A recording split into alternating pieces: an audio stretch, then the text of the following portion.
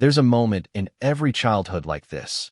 A room full of people, voices moving around you, laughter echoing somewhere in the distance, and yet you feel like an outline.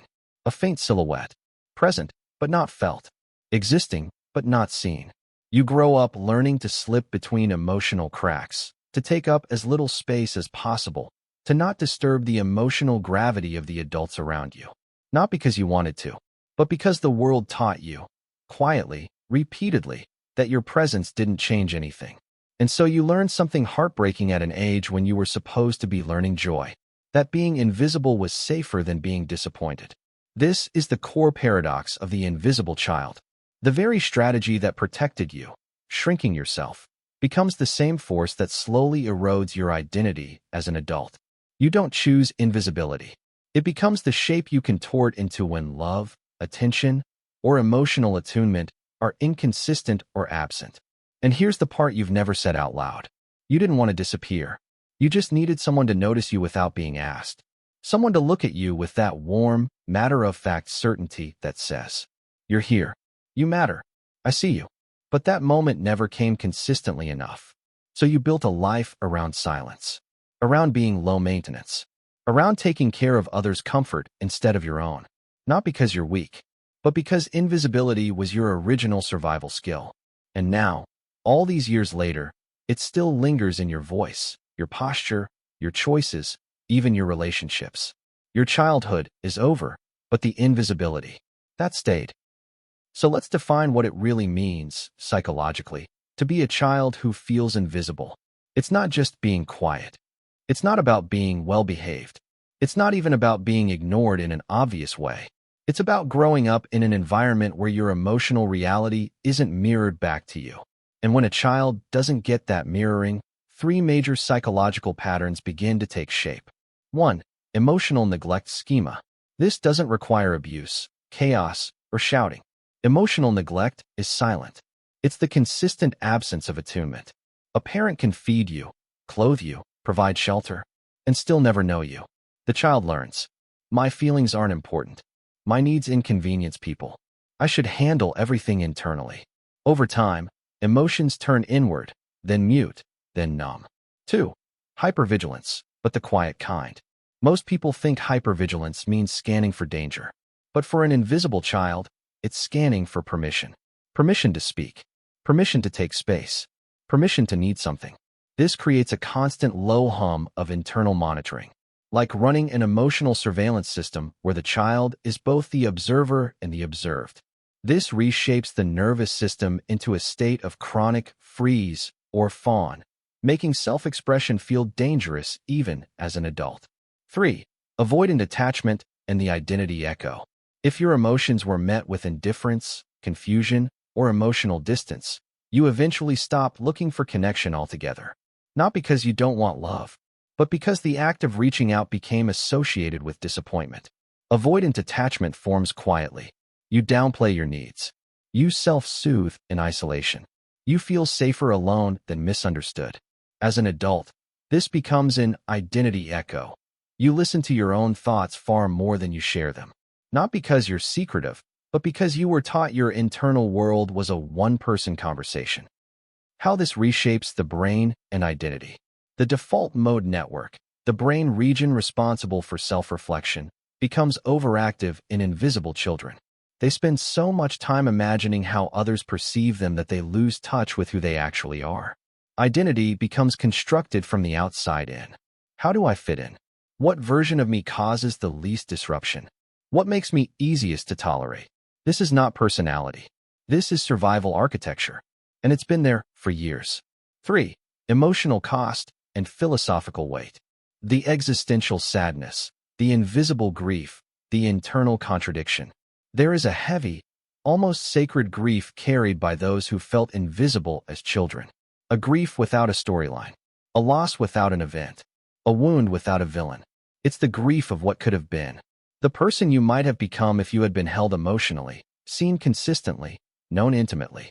Psychologist Carl Jung once wrote, "The greatest burdens a child must bear are the unlived lives of the parents." Invisible children live with this truth every day. You were shaped not by what your parents did to you, but by what they never did. Let's name some of the emotional costs. The sacrifice of authenticity. Invisible children learn to amputate parts of themselves. The loud parts, the joyful parts, the parts that wanted attention, the parts that had needs, all sliced away quietly in order to maintain peace. Authenticity is traded for acceptance. Not conscious, not dramatic, but continual. The core fear. If I show up, I'll be rejected. This fear becomes so embedded that even small, everyday moments carry weight. Asking a question feels like overstepping. Receiving help feels undeserved. Being praised feels suspicious. Being loved feels temporary. Even rest can feel dangerous. Because rest requires presence. And presence requires visibility. Invisible grief. The pain no one recognizes. It's the grief of birthdays where you blended into the background. The grief of never hearing. Tell me more. The grief of being the easy child. The one who didn't cause trouble. The grief of growing up emotionally self-sufficient in a way no child should be. This grief doesn't explode. It settles quietly inside you, like dust over furniture that no one uses anymore. 4. Adult manifestation and the unlearning process. Concrete symptoms, behavioral patterns, the lived reality. Childhood invisibility never stays in childhood. It evolves. It mutates. It becomes your default operating system. Here's how it shows up in adulthood. 1. Relationships. You might choose emotionally distant partners because they feel familiar. Always be the listener instead of the one who shares. Fear being a burden, so you minimize your needs. Apologize for things that don't require apologies. Stay silent instead of expressing disappointment or desire. You become this safe harbor for others, but you have nowhere to dock your own heart. 2. Career. Invisible children become adults who work exceptionally hard but never feel deserving of recognition. Downplay accomplishments. Avoid leadership because visibility feels threatening. Overfunction to prove their worth. Say yes automatically. Avoid asking for raises or promotions. You don't struggle with capability.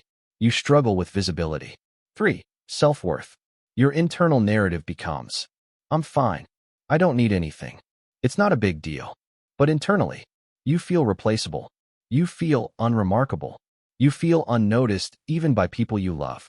This is not a lack of confidence. This is a learned invisibility from childhood. 4. Boundaries. You might struggle to say no. Feel guilt for taking space. Let others' emotions override your own. Avoid conflict to maintain peace. Boundaries feel like selfishness rather than self-respect. 5. Emotional regulation. You disconnect from your own emotional experiences. You intellectualize instead of feeling. You shut down when overwhelmed. You detach in moments of intimacy. Your childhood trained you to outrun your own emotions. 6. Internal identity. The invisible child becomes an adult who doesn't know what they truly want, feels like they're watching life instead of living it, struggles with making decisions, waits for permission to exist fully. But here's the critical point. These are coping mechanisms, not your personality. They were functional once, but they are not your destiny. And unlearning begins with one subtle act: witnessing yourself without judgment. 5. Healing, conclusion, and affirmation. Warm, grounded, hopeful, offering a real path forward. Healing the invisible child is not about becoming loud, dramatic, or attention-seeking. It's not about reinventing yourself into a different person. It's about slowly returning to the parts of you that you abandoned for survival. Here's where the real healing begins. 1. Inner child reparenting. You learn to speak to yourself the way no one spoke to you. I see you. You're allowed to need things. You don't have to earn care. Your inner child listens, even if you don't yet believe your own voice. 2. Shadow work. You bring the suppressed parts of you back into awareness. Anger, desire, needs, opinions, ambition, vulnerability. Not to unleash chaos, but to reclaim what was once exiled. 3. Nervous system regulation. You learn to sit with visibility in small doses. To let your body feel safe being seen. Sharing one honest sentence. Asking for one small need. Taking up 1 inch more space. Pausing before saying, I'm fine. Healing is slow because your nervous system must relearn safety. 5. Emotional regulation. You disconnect from your own emotional experiences. You intellectualize instead of feeling. You shut down when overwhelmed. You detach in moments of intimacy. Your childhood trained you to outrun your own emotions. 6. Internal identity. The invisible child becomes an adult who doesn't know what they truly want, feels like they're watching life instead of living it, struggles with making decisions, waits for permission to exist fully. But here's the critical point. These are coping mechanisms, not your personality. They were functional once, but they are not your destiny. And unlearning begins with one subtle act: witnessing yourself without judgment. 5. Healing, conclusion, and affirmation. Warm, grounded, hopeful, offering a real path forward. Healing the invisible child is not about becoming loud, dramatic, or attention-seeking. It's not about reinventing yourself into a different person. It's about slowly returning to the parts of you that you abandoned for survival. Here's where the real healing begins. 1. Inner child reparenting. You learn to speak to yourself the way no one spoke to you. I see you. You're allowed to need things. You don't have to earn care. Your inner child listens, even if you don't yet believe your own voice. 2. Shadow work. You bring the suppressed parts of you back into awareness. Anger, desire, needs, opinions, ambition, vulnerability. Not to unleash chaos, but to reclaim what was once exiled. 3. Nervous system regulation. You learn to sit with visibility in small doses, to let your body feel safe being seen, sharing one honest sentence, asking for one small need, taking up 1 inch more space, pausing before saying, I'm fine. Healing is slow because your nervous system must relearn safety. 4. Choosing softness over survival. You do not have to be low maintenance anymore. You do not have to be the background character in your own story. Softness is not weakness. Softness is what happens when your nervous system stops defending and starts trusting. As the poet Rilke said, let everything happen to you, beauty and terror. Just keep going. No feeling is final. This is the essence of healing. Becoming whole, not perfect. Visible, not loud. Present, not performative. You're not broken. You're not dramatic. You're not too quiet. You are someone who adapted brilliantly to emotional scarcity. And now you are learning that you deserve abundance. The goal is not to fix yourself. The goal is to become yourself. To become whole. To become seen. First by you, then by the world. If this resonated with you deeply, if you recognized the invisible child within you, consider sharing this video so others can find their voice too. And subscribe if you want more content that speaks to the parts of you that were never spoken to. You're not invisible anymore. Not here. Not now. Not ever again.